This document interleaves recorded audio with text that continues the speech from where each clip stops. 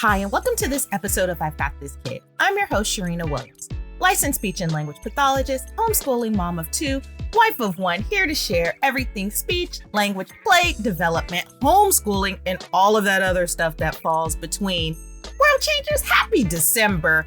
I am so glad to be here. I love this time of year, and I've been around the house making warm milk with my homemade vanilla syrup like a mad woman. It has been delicious.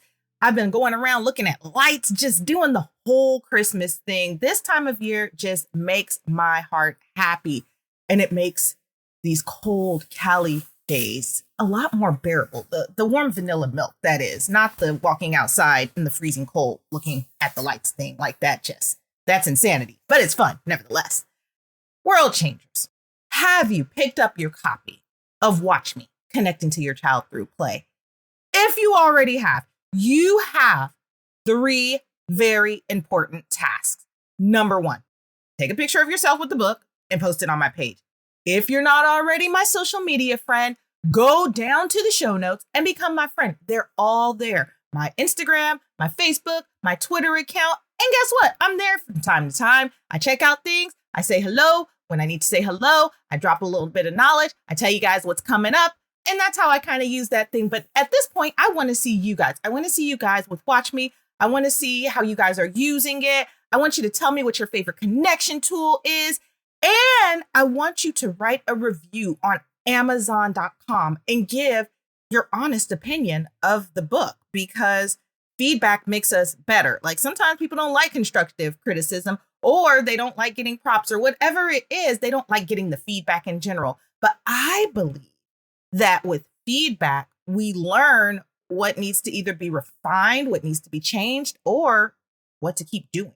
And so I really do want to hear from you. I'm hoping and praying that this book has been a great tool for you guys who already have it. For you guys who don't, please go pick up your copy. As soon as you're done listening to this episode, go straight to Amazon and order your copy. The link is in the show notes below.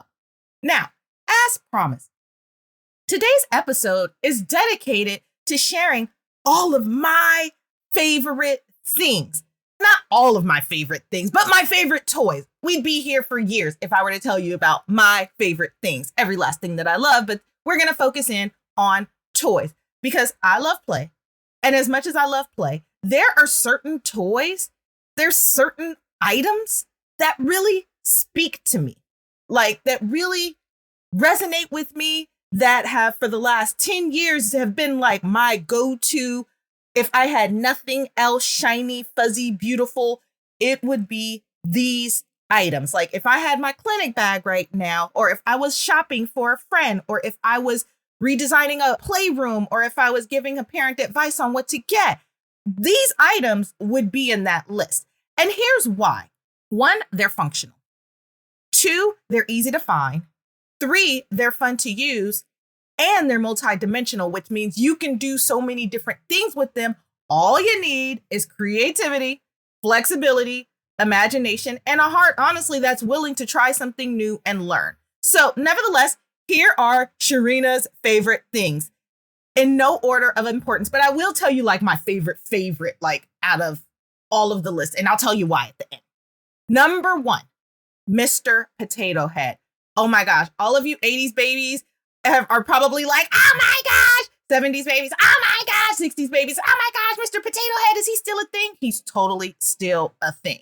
He is not old school. Mr. Potato Head has not left the building. He has not died. As a matter of fact, he has evolved into so many other things, but I love this guy. Like, what's not to love? And Mrs. Potato Head, forget about it. There are so many things that you can do with Potato Head. For one, let's talk about those silly glasses.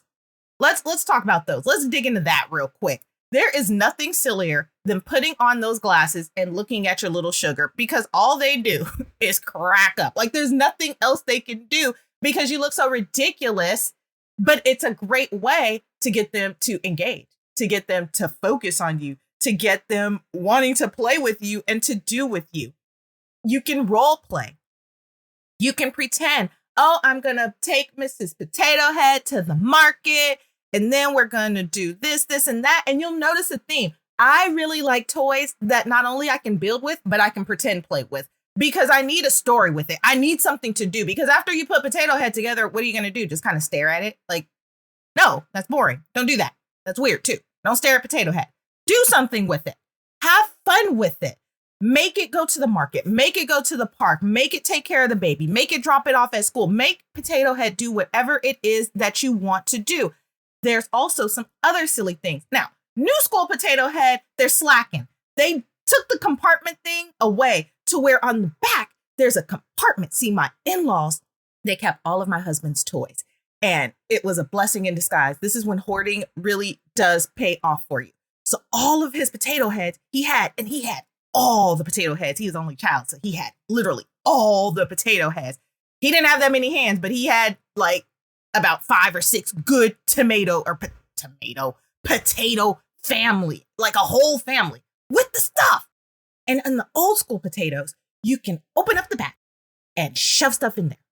Not only is that a great cleanup tool, but it's a great way to hide stuff from your little sugar. Put in, take out, put in, take out, put on. What do you want? Where is it hiding? Say it a lot more exciting than I do. You can also pull out the body parts. Look what I have. I have a purse. Look what I have. I have eyes. Here you go. And you're not just showing sugar. What is this? What is this? What is this? That's boring. Don't do that to sugar. That bores me. Don't bore them. Don't bore my sugars out there, world changers. Ask them in a fun way.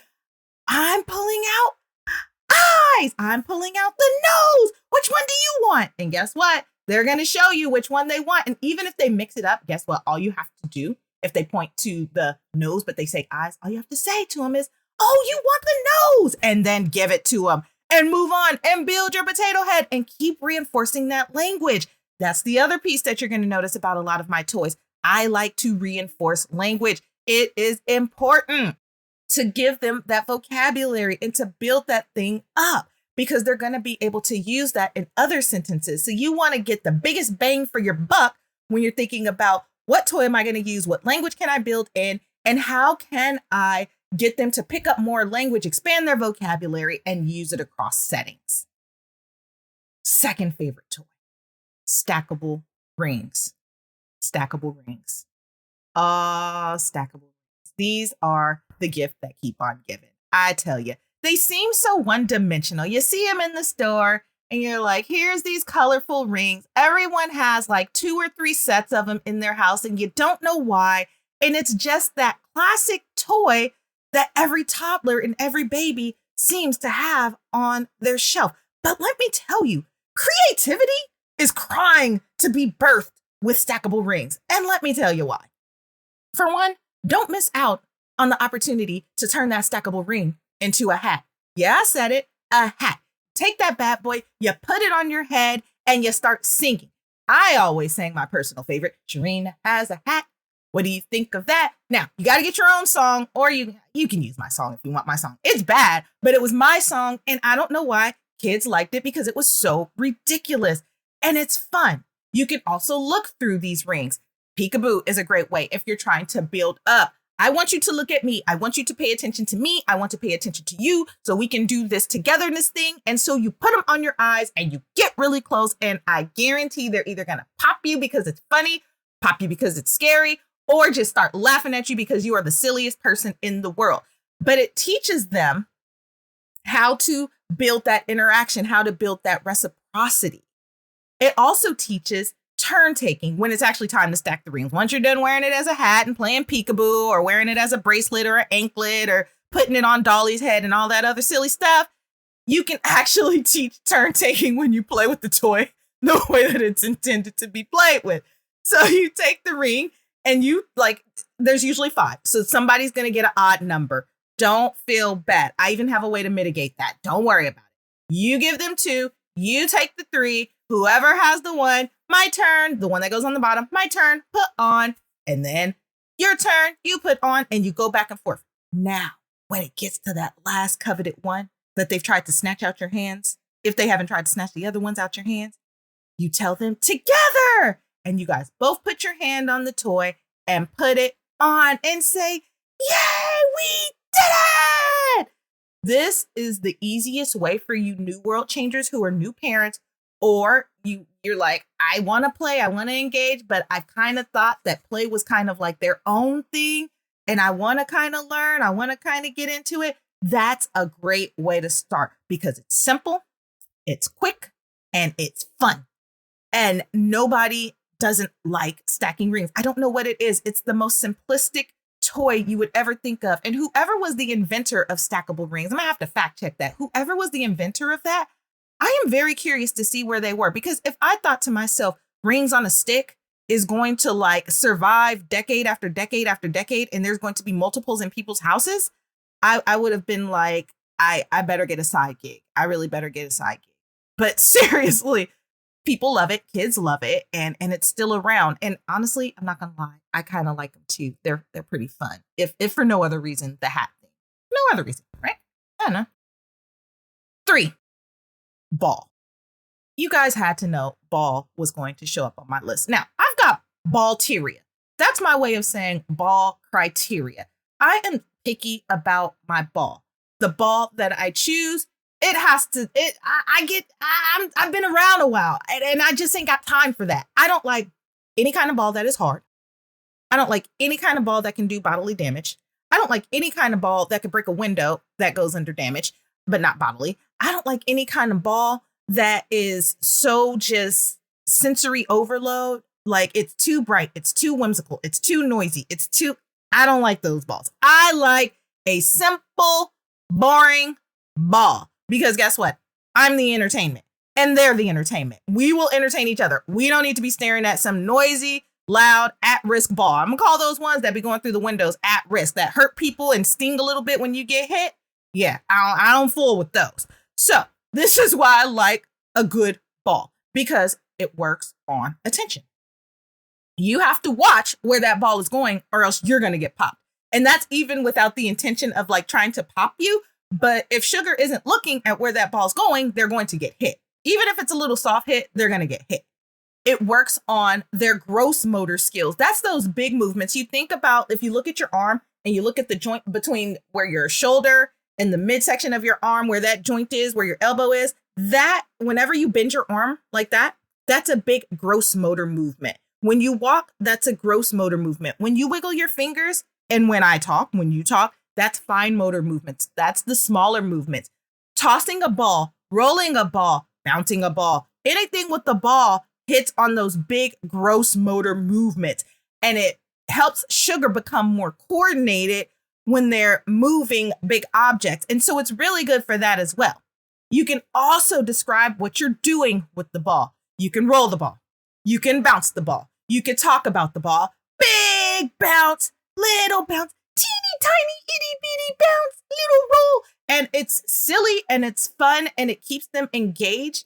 And you're also, again, teaching that reciprocity of my turn, your turn, my turn, your turn. And if they run off with the ball, then you can say something to the effect of, what happened to my turn? And sound sad, like, you took my turn. Are you all done with me? Or do you want more play? I was playing with you. And you can kind of hit on that social piece of how do I get you to tell me what you want? Are you done playing with me? Do you want to play more with me? Or were you initiating some kind of chase game?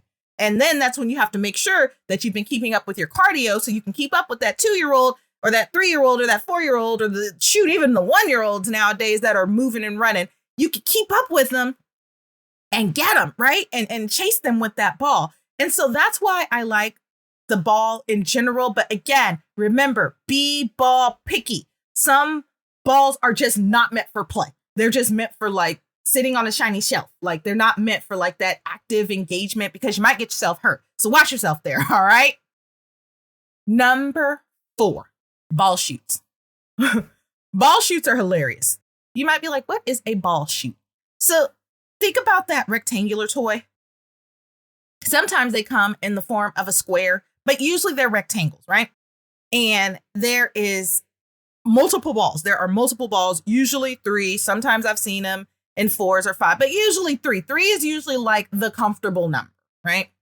And you put the ball in and you push it, or you put the ball in and gravity takes over and it goes down to the bottom and you do it again and you do it again and you do it again. This is where you find out Is my sugar a sharer or not? Do they like to share or not? It's something about that ball shoot toy. Now, here's the thing about ball shoots. Most of them, except for the infant ones that birth to 12 age, those ones are soft. Once you get like 18 months and older, they are no longer soft. They are hard. They are hard balls. Now that goes back to criteria 3 about balls. Remember, these ones can be chucked. They can be weapons of destruction and you can get hurt. So you have to know your sugar, right? Know your sugar. That doesn't mean don't introduce the ball shoot. Maybe just don't give them all of the balls from the shoot. Maybe you hold the ball and do a hand over hand, one at a time. So that way you don't have mayhem and pain. And then you're like, I got hurt. I don't want to play anymore. Because I'm going to tell you, world changers, I don't care who you are. If you have had a bad play experience or play experience to where you got, traumatized with some kind of kid toy or traumatized by your kid, and you're just not willing to admit that you got hurt by a 2-year-old, it happens. It has happened to me. It has happened to all of us. It makes you a little squeamish when it's time to go back for round 2. And so I want you to be okay with the idea. This is where we're growing and we're learning, right? The connection is the toy. We have this common thing that we're going to do something with together. The growing is when I'm learning how to play with you. You're learning how to play with me. I'm learning what you know. And we're doing all of this together. We're growing together during this time. And we're learning about each other during this time. What kind of player are you? What do I need to refine? What am I learning? What are you learning? What am I pouring into you? What am I getting out of you? So it really is a reciprocal process. So I'm telling you, yes, you can get hurt. Yes, sometimes those ball shoots can hurt, but I'm telling you that there is a way to get around that. Especially for my sluggish sharers, my little sugars who don't want to share the toy. You have to tell them what it is that you want from them. Okay, it is my turn. Now it is your turn. And then it is my turn. And they might try to grab, and you're going to have to get quick and move back really fast and be like, still my turn, really fast. And then put the ball in before they get it out your hand because they're good and they're quick. They're quick at that age. So also during this time, you want to ask questions. Which one do you want? Do you want the blue one or the purple one?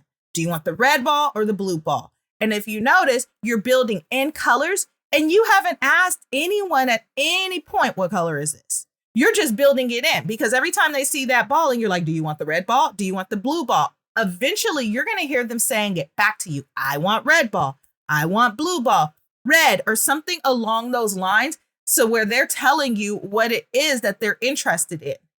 And during this time, you can also work on social skills. You can work on saying, I have a ball. You have a ball. Can sister have a ball? Can brother have a ball? Can dad have a ball? Can stuffed toy have a ball? And you can seriously ask these things because they're going to look and they're going to give a strong yes or a firm no. But at least you know you're trying and you're getting them to think about we can have togetherness with other people as well as with mom and dad. Toy 5, block Legos. Block Legos are really the prequel to Legos. They're great because you know what? They don't hurt when you step on them. Like there's a little bit of pain involved here, but when you step on a block Lego, for one, you usually see it coming. The small Legos, when the kids get older, you don't really see them coming. And that's just, it's pain. It really is pain. But block Legos are a wonderful go-to toy. For one, you can pack them and store them and have them just about anywhere. Like they come in these big old bags. There's nothing but opportunity to split those bad boys up into the gallon-sized Ziploc bags and put like 15 in each bag. And that way, guess what?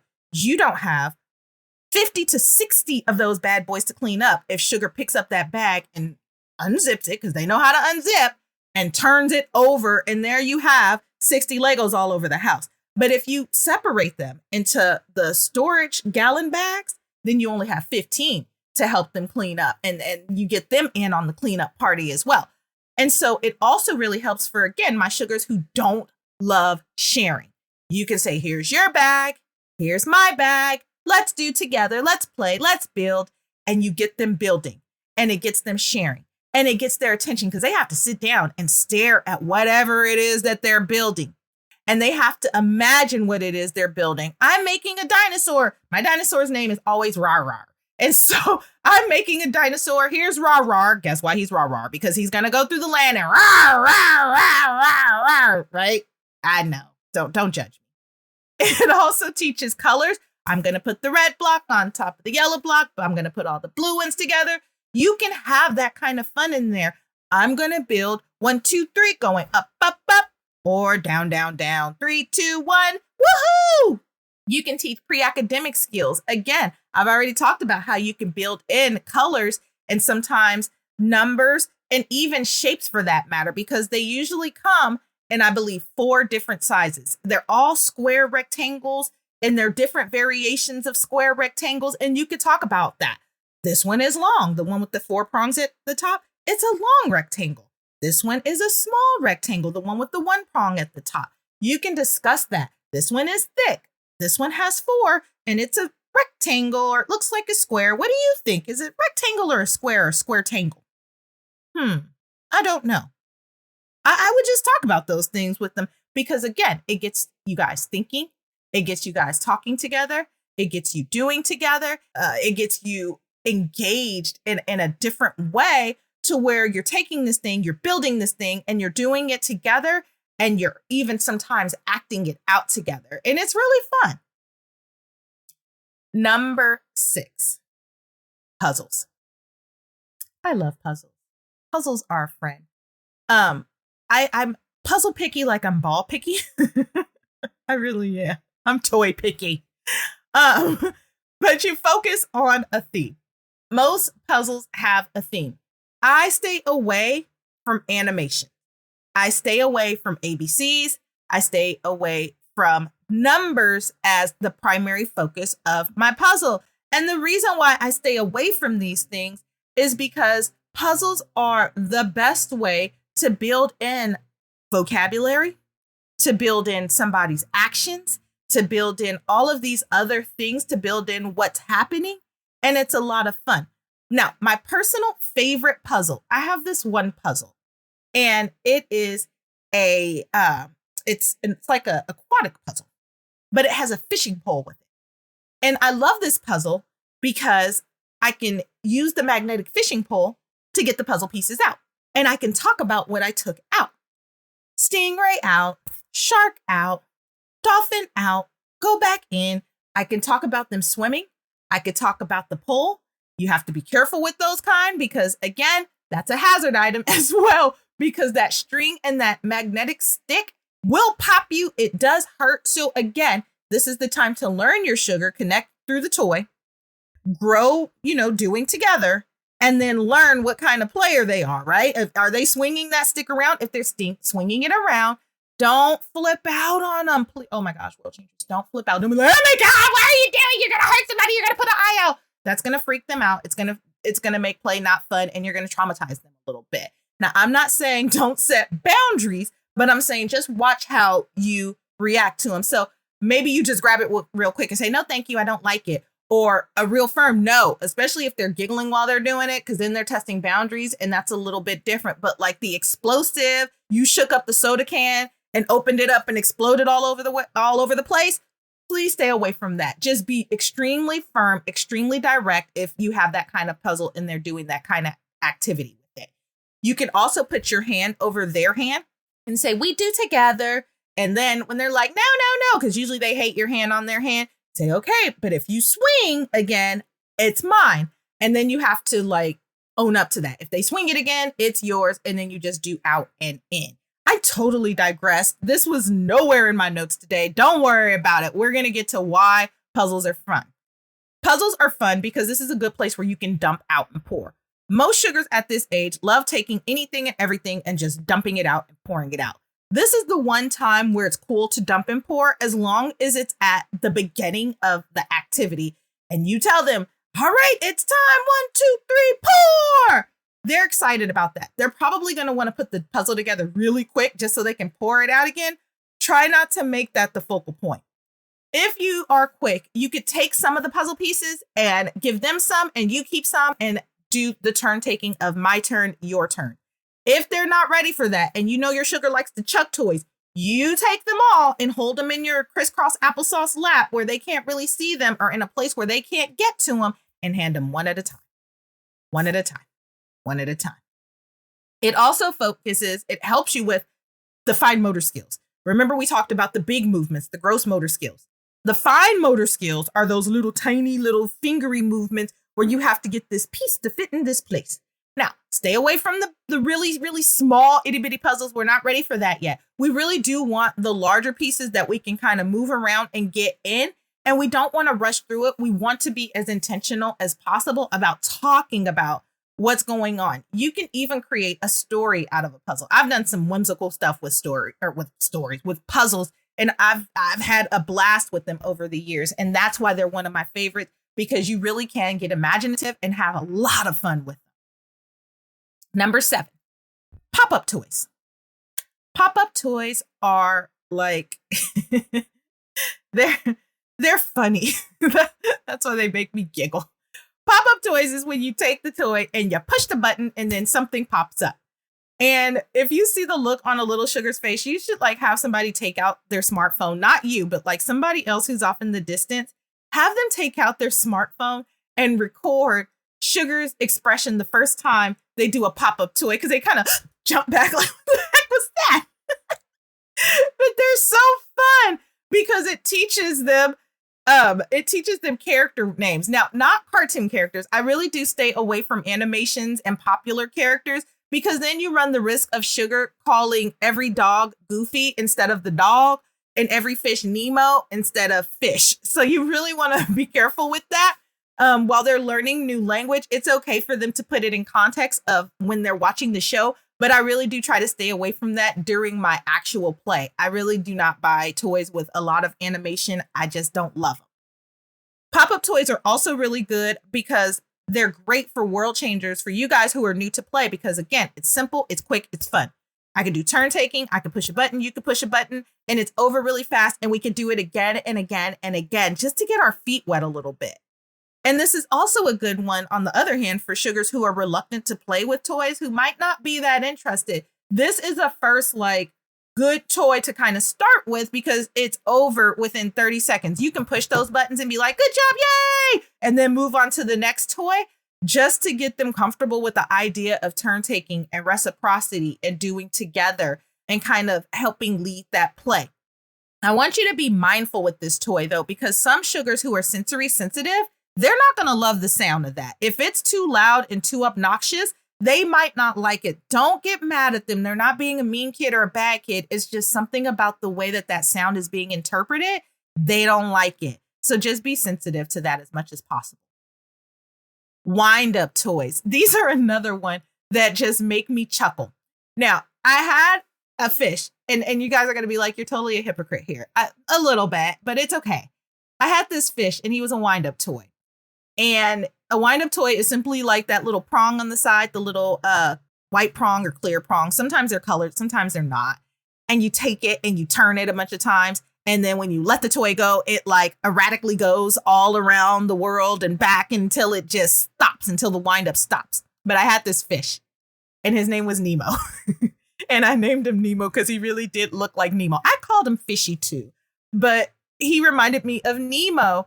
But I would tell the kids Fishy. Oh, Fishy, poor Fishy. Nemo's hurt, Fishy. And the reason why I would say that so often is because he would get hit, he would get thrown, he would get smashed, first intro to this poor guy. I don't know how that thing lasted so long. He got broke so many times because he got abused so many times. And I know this isn't really a sell at this point, but just bear with me. The reason why sugars didn't like it at first is because they just didn't know how to interpret this thing moving, and it wasn't alive. It wasn't human. And so they just didn't understand what was going on there. He was my mascot, but he helped my little sugars to pay attention because they would watch him intently. They would be looking at him and staring at him and stalking him because they wanted to know when he was going to stop, when they could do it again, and if they can get you to do it again. He really does help with turn taking, because sugars are going to want to try to turn that knob. Now, at 2, I've only known a few whose fine motor skills are good enough to turn that dial again. So guess what? They have to come to you. This is also a good toy for my reluctant sugars who don't want to necessarily initiate with play with mom and dad, because they're going to come to you and they're going to be like, or something along the lines to get your attention to make that bad boy go again. And so it really is a good toy because it really gets mom and dad in there, because sugar is going to request you to help them. And it really does break their heart when it stops and when it breaks, because both happen because they just get abused. And so just remember, like, if you get those wind up toys, buy in bulk. Don't give them all to sugar. Just buy in bulk. Make sure to have a good 5 around. Don't give them all. Just have one out at a time, maybe 2, and go from there. But they really are fun, and they really are great with getting that initiation, that joint attention where you guys are doing the same thing at the same time, and you're really getting into that joint play together. Number 9, construction paper. Construction paper is such a drag by itself. It's so blah. It really is. But construction paper with stickers, construction paper with bingo markers, construction paper with crayons, that's a go. That's big business. That's when you're really getting into the big leagues. This is when you have those sugars who like to sit down and really think and do and focus, or you want to kind of diversify your playing. You're like, you know what? We need to get out of these plastics. We need to get away from these wood toys. Let's sit down and get into this creative, crafty space, I like to call it. And you think about it with stickers, you can ask questions like, which sticker do you want? Butterfly? Do you want the heart? Do you want the star? Do you want the whatever it is that you want? And it's open-ended, right? Which one do you want? So that gives them the time to think about, this is what I want, and I'm going to respond. Please, world changer, give them at least 3 seconds to respond, right? Give them time to think about it. There's a lot of inventory there, right? There's a lot to choose from. Give them time to think about what they want. And then if they're not sure, or they just start going, tell them, touch it. Show me which one. And then you can give them the label. And then that way they're getting that word in their mind that this is that. You can also have sugar with the bingo markers picked by color. You can say, which one do you want? Again, the black one, the red one, the blue one, the green one, and make sure to keep them on your side. Keep all the markers on your side, except for the one that they're using and the one that you're using, because it forces them to ask for the color. And if you have a grab master that likes to grab, and if you're not sure what a grab master is, check out Watch Me. I talk about what a grab master is. If you have one of those sugars who are grab masters, you can even mitigate that with appropriate steps to make sure that they're not just grabbing out of your hand, right? And so you really want to make sure that you're getting them engaged in that conversation. And again, you're teaching them pre-academic skills in a very natural way. So they're learning colors in a natural way. They're learning how to use them in a natural way. They're learning how to describe in a very natural way, to where they're not just spitting off this rote information and you're not being like the test proctor. Number 10, sensory bends. You know, I've seen some pretty cool stuff on Pinterest, but my favorite sensory bends, here comes the picky. I know who I am. Here comes the picky though. Sensory bends have to have 3 components for them to be a go in my world. It has to have something to dig through. Obviously, it's a sensory bend, right? So that means you got to choose your weapon, right? Do you want sand? Do you want beans? Do you want those little plant feeders to where you put the water on them and they expand and expand and expand? Like, what are you looking for, right? So you got to have something to dig through. You got to choose that first. Or you can make sensory bends with all 3. I've had all 3. You got to have something to dig. And not just your hands. You got to have tools. Tools are crucial. You got to have the clamps. You got to have the fork. You got to have the spoon. You got to have the shovel. You got to have that stuff. This is serious business here, y'all. And most important, it's got to be exciting to find. Think about it like this.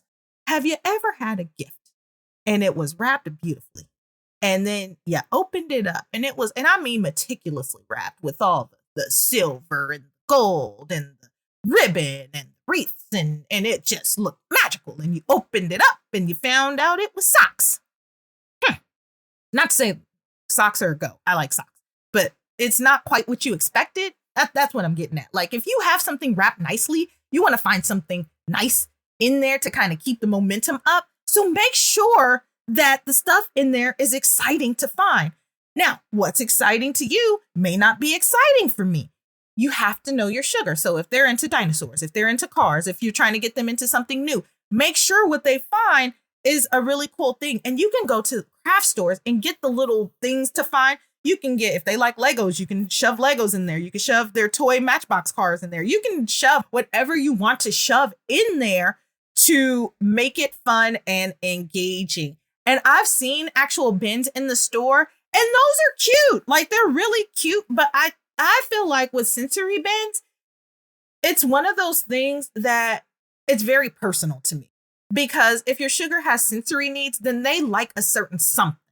And so I feel like that's something that you can take 10 or 15 minutes to make at home. The hardest part is going to be finding those 3 things: something to dig through, tools for digging, and exciting things to find. 11, wall chalk. Wall chalk. Wall chalk is messy. It's fun, but it's worth it. Oh, baby, it's worth it. The possibilities there are endless. You can make just about anything with wall chalk. I was like the master housemaker with a tree and a car, the sun, and the clouds. It was Picasso, not really, but it was nice to me and I liked it, and it got the conversation going.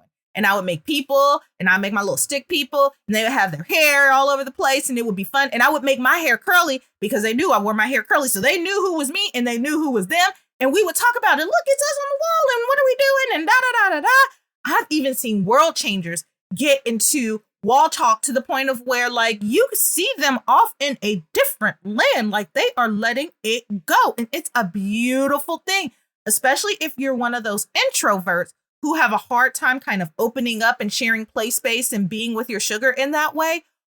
If you are a creative like that, try wall chalk, because it really does get conversations going. And I've even seen little sugars who are reluctant to ask mom and dad to play or to initiate, for mommy to draw or daddy to draw, because they want to talk to you and talk with you and connect with you in that way. And honestly, all you really need is a chalkboard or chalkboard wall paint and some chalk, and the possibilities are endless. Now, can you do this on your driveway? You absolutely can. You don't have to just get like the chalkboard, the wall chalk paint, or a chalkboard. You could do it on your sidewalk. The reason that I like the paint is for my little sugars who like to draw on the walls. You give them a defined space and say, hey, look, this is your space. You can draw all you want. Now, the rest of the walls are not a go, but this wall is a go. And you keep reinforcing that to where they understand that this is okay here, but maybe not okay there. And you go with it and have fun with it. And you can do it all season long if you have it inside versus outside if it's raining, unless you have an all weather room. And that's a different story. 12, pretend play with people and with cooking. Now, I'm not saying go to the store and buy the biggest kid kitchen you can find. Those things can get cumbersome. I had one and we moved that bad boy around, I don't know, every day, every other day, until we finally moved it out the house, because it was one thing that took up so much space. And I just feel like there's better things that we can do with the play space, unless you just have a massive play room. And even then, I'm on the fence. Let's say I'm on the fence, but I'm not trying to diss the kitchen, because they really do have very cool things that come out of them with play. What I love about pretend play with people and with cooking is that you can enact real people. You can pretend to be real people. I stay away again from animated characters. I like to do the real stuff. Real cooking, real cleaning, real feeding the baby, real combing hair. And it really is a game of patience. Like, this isn't the game that, like, the pop-up toy or the stackable rings or the ball play. Like, it's not that kind of turn up. Like, this is really the turn down. It's not the high energy stuff. And it doesn't always have to be the turn up. Through this kind of play, you can teach emotions, you can teach empathy, you can teach laughter. And I love this kind of play, because for my sugars who have a hard time with relating to other people's emotions, this is where you can start teaching that and building that in. Oh my gosh, she's crying. Why is she crying? Can we make her feel better? You can build on that stuff through this type of play. And it's so much fun. You don't have to spend a whole lot of money on it. Some of that stuff you have lying around the house as far as pretending, They even have kits now to where you can be a doctor, you could be a nurse, you could be a lawyer, you could be a teacher, you could be a whatever. All you have to have is imagination and patience between you and your sugar. Know that this is not the 5 to 7 minutes of play like some of the other stuff. This is going to require a little bit more engagement. And some sugars might not last that long because it might be a little bit too dry for them. But still, it's okay to introduce it because you can do a few minutes of it and it's fun. Number 13, bubbles. Boy, I tell you, what a little bit of water, some Dawn dish soap, and corn syrup will do for you. I love making bubbles at home. I'm going to leave the recipe in my show notes today. They smell good. And frankly, they really do make better bubbles. They do. I'm yet to find a better bubble better than at home bubbles. And the reason why I love bubbles so much and at home, a few reasons. I like making them at home for my sugars who like to eat stuff.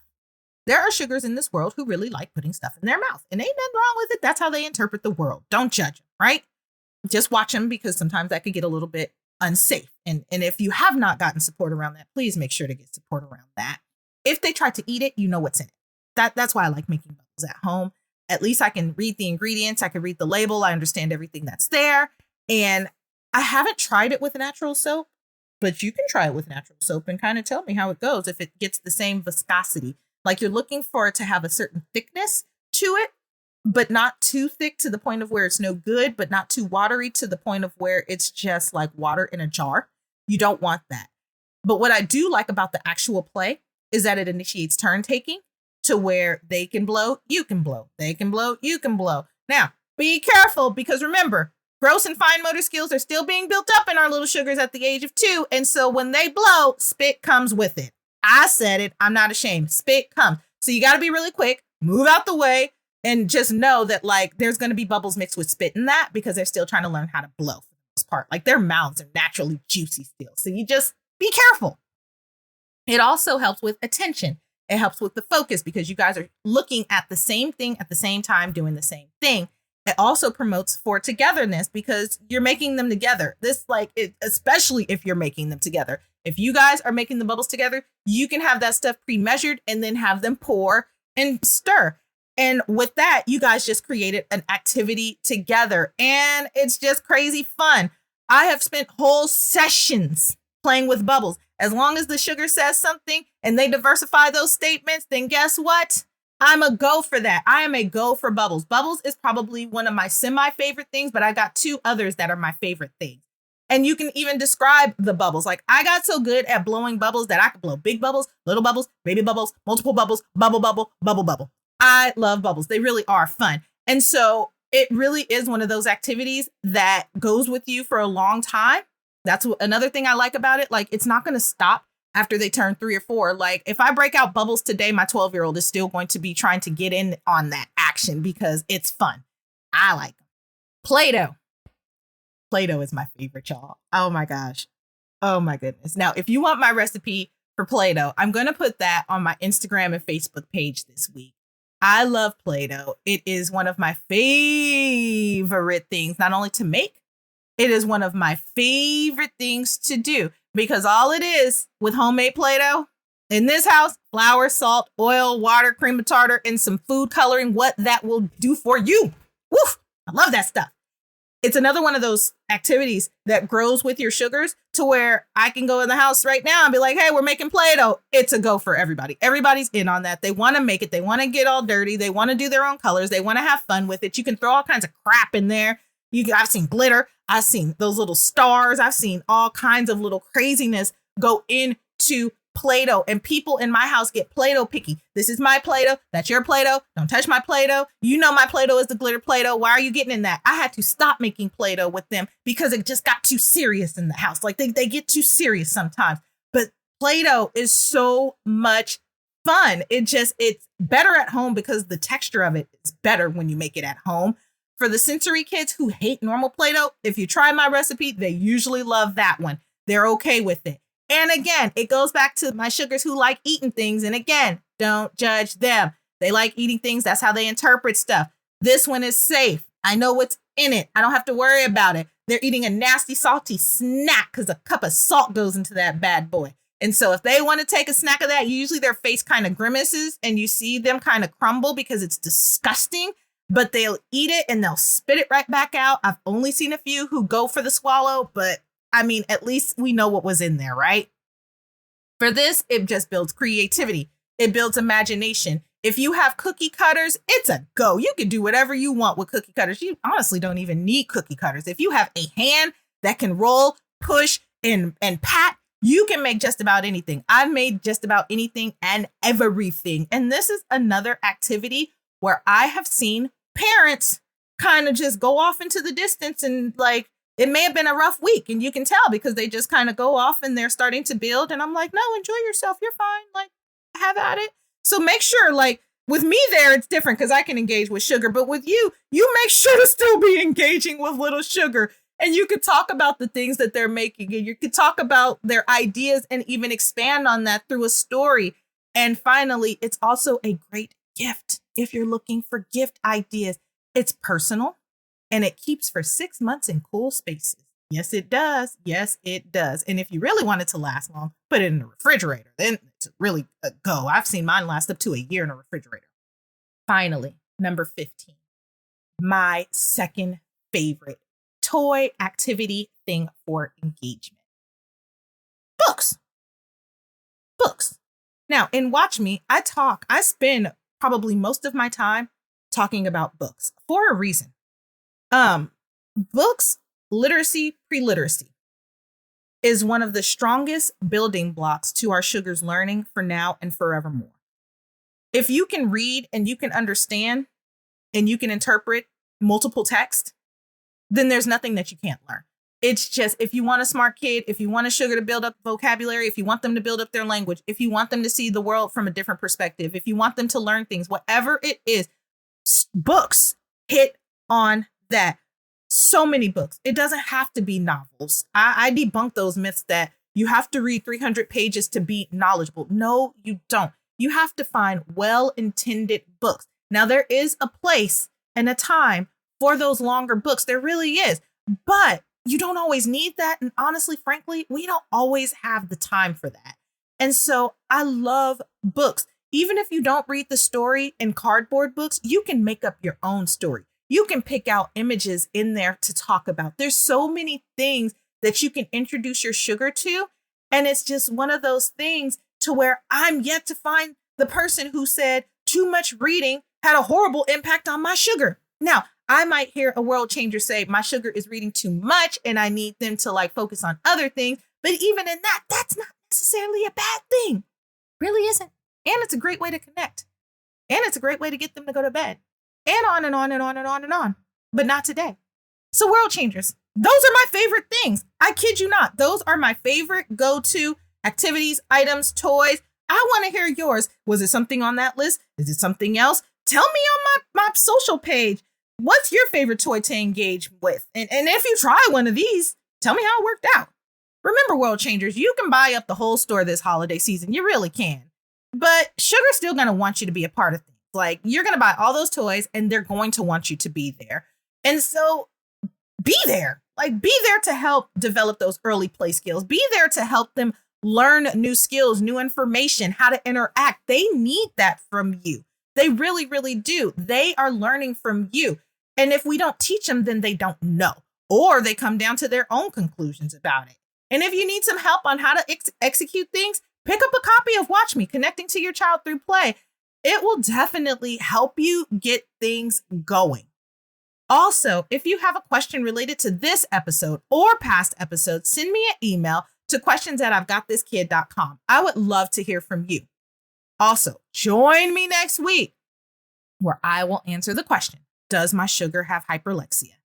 I cannot wait to tool you up around this. Hyperlexia is such an interesting topic. And I have been doing my research, doing my reading, talking to some folks, and I just can't wait to get this out there for us to kind of understand what it is, what actions to take, and to keep the party going. Don't forget, World Changers, if you're enjoying the show, please feel free to rate the show. Tell me your thoughts. Share it with a friend. Become a subscriber. Nobody has a good meal without sharing it. So come on, share it and tell the world what you think.